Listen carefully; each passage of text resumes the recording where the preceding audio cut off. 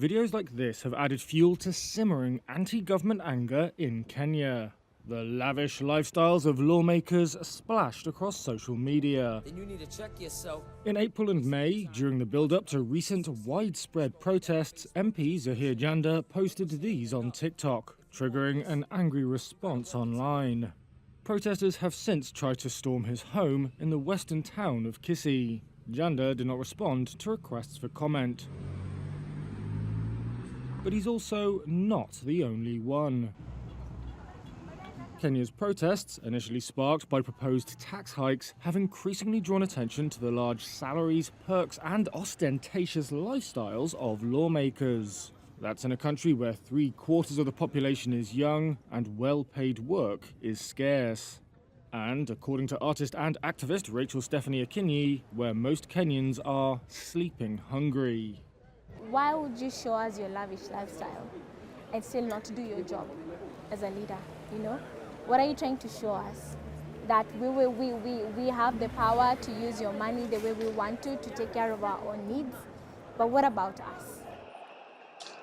Fury boiled over in Kenya on June 25th, when protesters stormed Parliament and set it ablaze. Since then, private residences and businesses of several lawmakers, mainly those associated with the ruling coalition, have been attacked.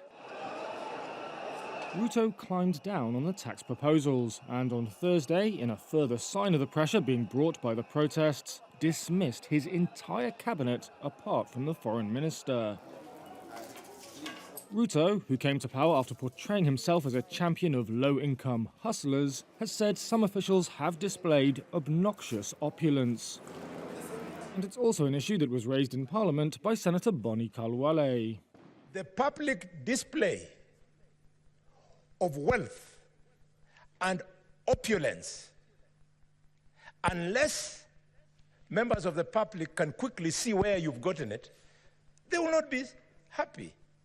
Over the weekend, I was speaking of a young member of parliament from my community who has bought a helicopter. Yes, I have a helicopter. Lawmaker Didmus Barasa said protesters had valid concerns about what he called insensitivities over the government's handling of economic development.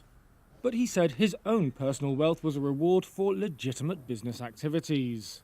The ancestral land, several houses, and several pieces of land both in Nairobi and out of Nairobi allows me to access credit of more than 500 million. Yeah? I am an inspiration of very many young people in this country. Barasa also denied that lawmakers were overpaid. They earn, however, around 33 times the national average wage. Kenyan lawmakers are also no strangers to allegations of corruption and waste. In 2023, Kenya ranked 126 out of 180 countries in the world by Transparency International's Corruption Perception Index, down 3 places from 2022. Ruto has ordered a review of pay rises lawmakers and officials were due to receive in July. His office did not respond to requests for comment for this report.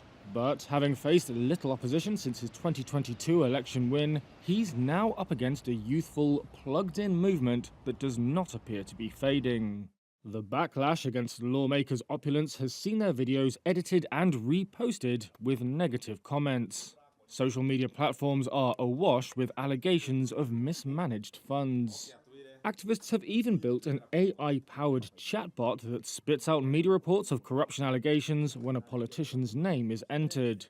And they've also been sharing advice on how to recall lawmakers. In Kabete constituency, near Nairobi, voters have collected 5,000 of the 10,000 signatures they need to recall their lawmaker. I'm hoping that Kabete will be able to inspire the rest of the country to take action. Human rights activist Ndungi Gituku said they are taking their country back. If we don't put these people on check, he said, then that is it. It's the end of Kenya.